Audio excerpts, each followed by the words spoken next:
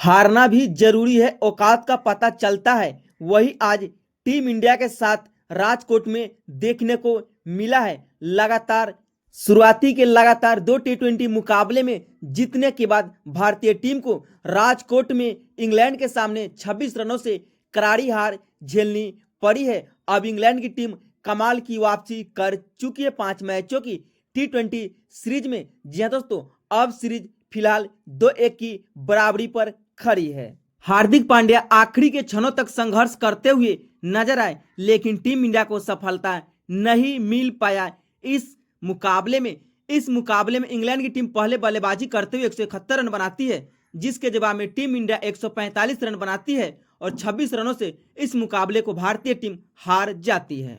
भारतीय टीम की ओर से बल्लेबाजी में किसी बल्लेबाजों ने 12 स्कोर नहीं बना पाया। हार्दिक पांड्या वनडे के अंदाज में टी20 को इस मुकाबले में खेला, वही आखिरकार तिलक वर्मा को इंटरनेशनल टी20 मुकाबले में आउट होना ही पड़ा 5वें मुकाबले के बाद। भारतीय टीम की ओर से वरुण चक्रवर्ती ने कमाल की गेंदबाजी करते हुए टी20 मुकाबले में दूसरी बार 5 विकेट लेने का कारनामा अपने नाम किया, लेकिन भारतीय टीम इस मुकाबले को दुर्भाग्यपूर्ण तरीके से हार जाती है। तो आखिरकार तीसरा टी20 मुकाबले को टीम इंडिया कैसे हारा, चलिए एक नजर शुरू से डालते हैं। राजकोट में टॉस हुआ तो सूर्या ने इस सीरीज में लगातार तीसरी बार टॉस जीता और सेम टू सेम गेंदबाजी करने का फैसला लिया, लेकिन इस बार सूर्या ने अक्षदीप सिंह की जगह पर आखिरकार 436 दिन बाद मोहम्मद शमी की वापसी कराई।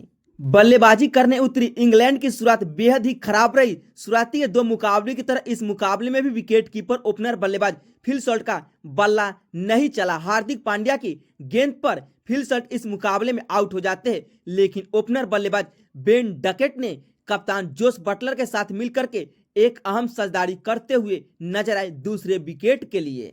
45 गेंदों में 76 रनों की एक शानदार साझेदारी हुई। उसके बाद कप्तान जोस बटलर इस मुकाबले में 22 गेंदों में 24 रनों की पारी खेल करके आउट हो जाते, एक छक्के और एक चौके की मदद से। उसके बाद बेन डकेट का तूफान देखने को मिला इस मुकाबले में। बेन डकेट ने इस मुकाबले में 28 गेंदों में 7 चौके और 2 गगनचुंबी छक्के के सारे 51 रनों की अतीसी पारी खेली, लेकिन इन सभी के आउट हो जाने के बाद भारतीय स्पिनर गेंदबाज वरुण चक्रवर्ती ने इस मुकाबले में टीम इंडिया को कमाल की वापसी दिलाई, लेकिन एक छोर से लिविंगस्टोन का बल्ला रुकने का नाम नहीं ले रहा था।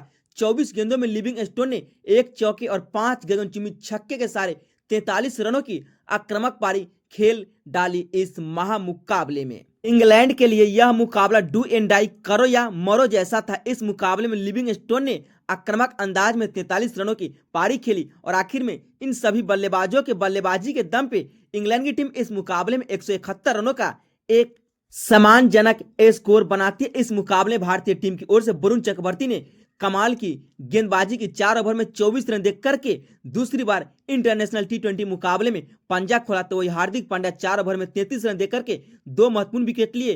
तो वही रवि बिश्नोई और अक्षर पटेल को एक एक सफलता मिला, लेकिन मोहम्मद शमी को इस मुकाबले में कोई सफलता तक नहीं मिल पाया। 172 रन के जवाब में भारतीय टीम की शुरुआत भी बेहद खराब रही। फिर से लगातार इस सीरीज में तीसरी बार जोफ्रा आर्चर का शिकार बने विकेट कीपर बल्लेबाज संजू सैमसन। पहले मुकाबले में 26 रन तो दूसरे मुकाबले में 5 रन तो तीसरे मुकाबले में सिर्फ 3 रनों का ही योगदान दे पाए, लेकिन संजू सैमसन के बाद ओपनर बल्लेबाज अभिषेक शर्मा भी आक्रामक पारी खेलने के चक्कर में 14 गेंदों में 5 चौके की मदद से 24 रन बना करके आउट हो जाते हैं। जैसे इस मुकाबले में अभिषेक शर्मा आउट होते हैं, उसके बाद कप्तान सूर्या का बल्ला भी पूरी तरह से खामोश नजर आता है। 14 रन बनाकर सूर्या भी इस मुकाबले में चलता बनते हैं तीसरे विकेट के रूप में, लेकिन उसके बाद तिलक वर्मा भी इस मुकाबले में कमाल नहीं कर पाए। आखिरकार 336 रन बनाने के बाद तिलक वर्मा आउट हो जाते हैं, लेकिन एक छोर से hard hitting Hardik Pandya team की स्थिति को संभालते हुए नजर आते हैं, लेकिन दूसरी छोर से हार्दिक पांड्या का साथ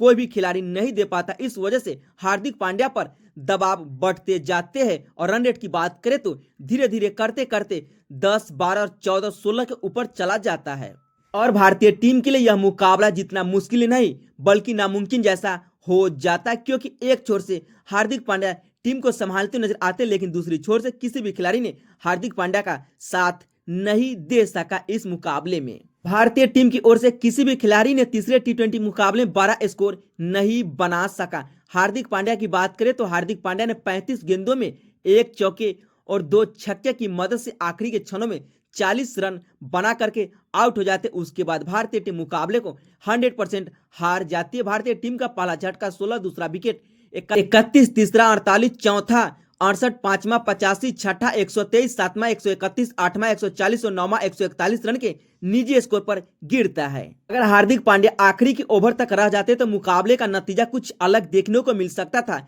लेकिन ऐसा नहीं हो पाया। छक्का लगाने के दौरान हार्दिक पांड्या इस मुकाबले में अपना विकेट खो देते हैं और भारतीय टीम इस मुकाबले को हार जाती है।